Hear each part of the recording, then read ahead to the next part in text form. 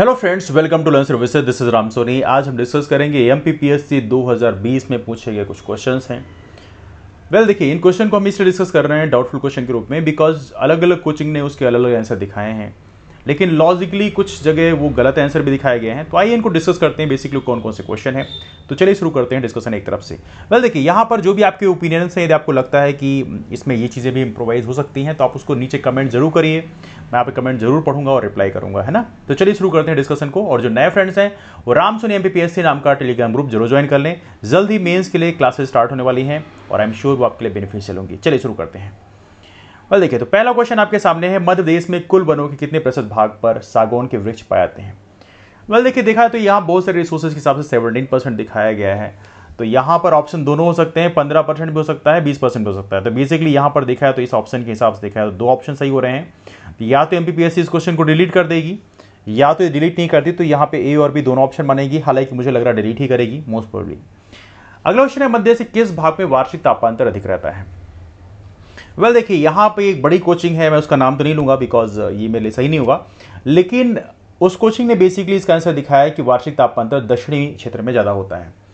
लेकिन देखा है तो यहाँ पर उत्तरी क्षेत्र जो होता है, यहाँ पे स्पेशली हम गंज बशोदा की बात करें, यहाँ बहुत ज़्यादा गर्मी पड़ती है। या इसके अलावा हमारे नॉर्थ की कुछ रीजन है जहाँ पे ठंडी बहुत ज़्यादा होती है। तो हम कह सकते हैं कि वार्षिक तापांतर उत्तरी क्षेत्र में ज़्यादा होता है, दक्षिणी क्षेत्र में तापांतर इतना ज़्यादा नहीं होता। तापांतर का मतलब ताप में अंतर, मतलब ठंडी भी ज़्यादा होती है, गर्मी भी ज़्यादा होती है। तो इस हिसाब से तापांतर की बात करें तो इस हिसाब से देखा तो उत्तरी क्षेत्र में तापांतर ज़्यादा होना चाहिए, लेकिन कुछ कोचिंग ने दक्षिणी क्षेत्र बताया है। आप इसका कमेंट कर सकते हैं नीचे चाहें तो। अगले क्वेश्चन है, मध्य देश में ग्रीष्म ऋतु में औसत तापमान बढ़ता है कैसे। तो पहली बात याद रखिए, तापमान का जो पैरामीटर होता है वो आपका क्या होता है, लैटिट्यूड। मतलब जब आप बेसिकली कह सकते हैं आप दक्षिण से उत्तर की ओर जाएंगे तो ताप आमतौर पे हमारे जो फीचर्स होते हैं वो ऐसा होता है कि तापमान बढ़ने का फीचर होता है, because according to normal thing. अब यहाँ पे लिखा है उत्तर से दक्षिण की ओर, पूर्व से पश्चिम की ओर, दक्षिण से उत्तर की ओर, या पश्चिम से पूर्व की ओर।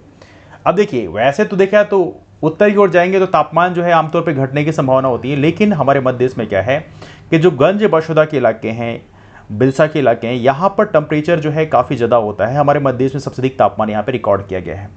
तो उस हिसाब से यहाँ पे सही आंसर लग रहा है दक्षिण से उत्तर की ओर। लेकिन कुछ कोचिंग वालों ने पूर्व से पश्चिम की ओर भी दिखाया है। हालांकि पूर्व से पश्चिम की ओर बेसिकली देखा है तो यहाँ पर उन्होंने क्या लॉजिक लगाई है ये मेरे समझ नहीं आई। दक्षिण से उत्तर की ओर तो एक लॉजिक भी होती है कि साउथ एरिया जो है यहाँ पे आमतौर पर यहाँ पे ठंडा, जैसे बालाघाट वगैरह की रीजन की बात करें, यहाँ पे काफ़ी ज़्यादा वन फॉरेस्ट एरिया है। तो बिकॉज ऑफ दैट थिंग यहाँ पे थोड़ा ठंडा होता है। नॉर्थ की तरफ देखें तो यहाँ पे थोड़ा सा गर्म इलाके होते हैं। बिकॉज ऑफ दैट थिंग ये टेम्परेचर का जो वेरिएशन हो सकता है। लेकिन कुछ कोचिंग ने पूर्व से पश्चिम की ओर लगाया है, लेकिन अब पीएससी क्या मानती है उसको आने वाले कल में पता चलेगा। एक क्वेश्चन है, मध्य देश का फसल क्षेत्र में विकास दर वर्ष 2017-16 के लिए कितना है। अब देखिए, यहाँ पर कई लोगों ने फसल में विकास दर की बात कर दी है और उसके हिसाब से 34.14% कोट कर दिया है, लेकिन यहाँ पे फसल में विकास दर की बात नहीं की रही है, फसल क्षेत्र में। मतलब वहाँ पर लैंड की बात कर रहे हैं, मतलब इतना इरिगेशन एरिया ही आप बढ़ा रहे हैं। इरिगेशन एरिया मतलब नहीं, यहाँ पे सोइंग एरिया जैसे बोल सकते हैं आप, कितनी क्षेत्रों में फसल बोई जाती है, तो बुआई क्षेत्र जो है बढ़ाने की बात की जा रही है विकास दर। तो यहाँ पे ये क्वेश्चन फिर से डाउटफुल आता है, क्योंकि बहुत सारी जगहों में फसल में विकास दर की बात की गई, फसल क्षेत्र में विकास दर की बात नहीं की, तो ये क्वेश्चन डाउटफुल हो सकता है। बट देखते हैं एमपीपीएससी यहाँ पे क्या करता है।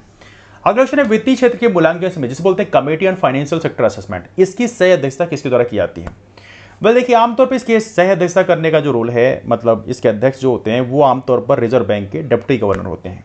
ठीक है, तो यहाँ पे कुछ ऑर्गेनाइजेशन ने इसको डाउटफुल दिखाया है, लेकिन कई बार ऐसा होता है रिजर्व बैंक ऑफ इंडिया और गवर्नमेंट की तरफ से प्रतिनिधि होते हैं, तो भारत सरकार के वित्त सचिव भी यहाँ पर सह अध्यक्ष के रूप में होते हैं। तो इस हिसाब से देखा तो यहाँ पे बी आंसर सही है, लेकिन कुछ कोचिंग ने इसको गलत बताया है। तो एनीवे यहाँ पे डाउटफुल बताया है, बट एनीवे। अगला क्वेश्चन यहाँ पे, नियंत्रक महालेखा परीक्षक का कर्तव्य हुआ कि वह उन सभी प्राप्तियों की लेखा परीक्षा करे जो भारत की संचित निधि में संदेह है। अब इसमें देखिए तो कुछ बड़ी कोचिंग ने इसका आंसर बोला है कि दोनों ही गलत हैं। अब यहाँ पे तो हमें लग रहा है कि यहाँ पे दोनों सही होने चाहिए, लेकिन कुछ कोचिंग ने दोनों को गलत बताया है। अब ऐसा कुछ तो हार्ड एंड फास्ट लिखा नहीं कि यही नहीं, इनके पास ये पावर नहीं होता। जैसे नियंत्रक मालिका परीक्षक को संघ या किसी राज्य के किसी कार्यालय विभाग में रखे गए भंडारों या स्टॉक की लेखाओं की लेखा परीक्षा करने और उसकी बाबत में रिपोर्ट देने का प्राधिकार होगा।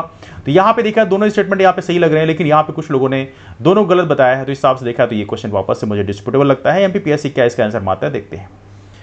अगला यहाँ पे भारतीय संविधान की 7वीं अनुसूची की किस सूची एवं प्रविष्टि का संबंध राज्य के विधानमंडल के निर्वाचन से है?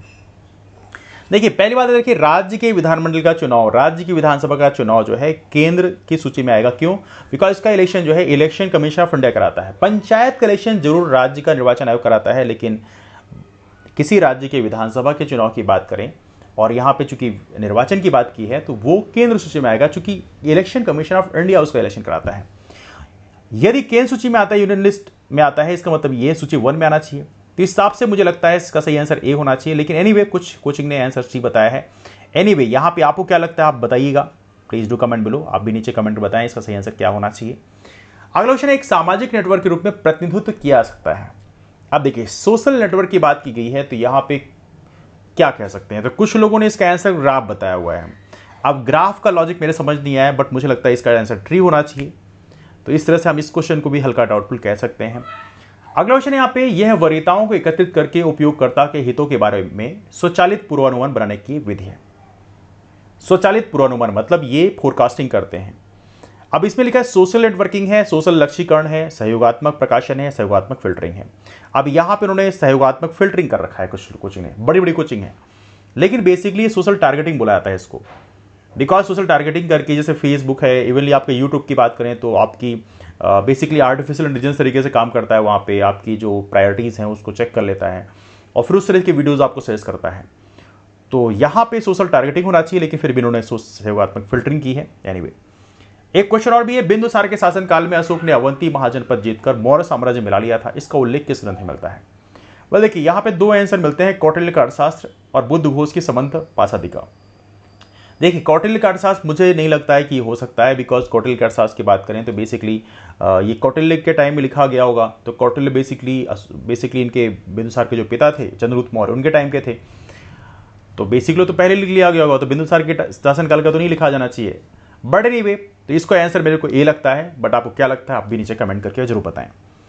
और ये क्वेश्चन है, चचनामा के अनुसार 6वीं और 7वीं शताब्दी में सिंधु देश की राजधानी क्या थी? वेल एनीवे सिंधु देश की राजधानी इतना आसानी से मिल नहीं रहा है वैसे चचनामा का, लेकिन फिर भी इसके हिसाब से हम देखें तो यहाँ पे कुछ जगह मुझे देवली मिला है, बट यहाँ पे मुझे सही आंसर जो है अरूण लगता है। आप लोग क्या लगता है आपको, आप जरूर कमेंट करके बताएं।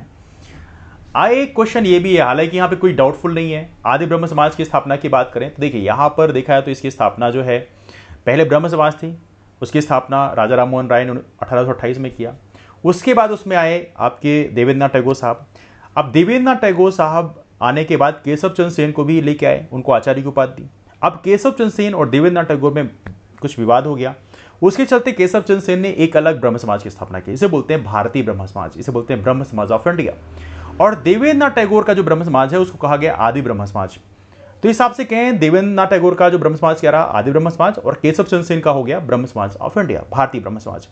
इस हिसाब से इसका सही आंसर हुआ देवेंद्रनाथ टैगोर, लेकिन कुछ कोचिंग संस्थानों ने केशव चंद्र सेन को यहां पे सही आंसर बताया है। एक क्वेश्चन और है, संविधान सभा के प्रथम मनोनीत उपसभापति कौन थे?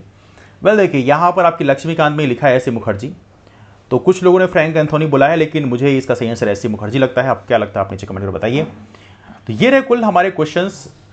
तो आई एम श्योर कि इससे आपको एक क्लियरेंस मिलेगा, और ये क्वेश्चन थोड़ा सा डाउटफुल है इसलिए मैंने इन क्वेश्चंस को यहाँ पे डाला है।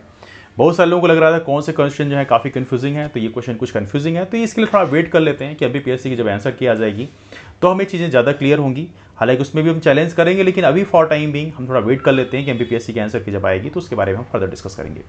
तो चलिए मुलाकात करते हैं आप लोग सारे डिस्कशन में। हाँ, बैच कोर्सेज मेंस के लिए और एमपीपीएससी के लिए फुल तरीके से स्टार्ट होने वाले हैं, और वो स्टार्ट होंगे 4 तारीख से, 4 अगस्त से। तो जो लोग भी ज्वाइन करना चाहते हैं वो हमारे टेलीग्राम ग्रुप रामसुनी एमपीपीएससी में आकर क्वेश्चन पूछ सकते हैं या हमसे पर्सनल लेवल क्वेश्चन पूछ सकते हैं।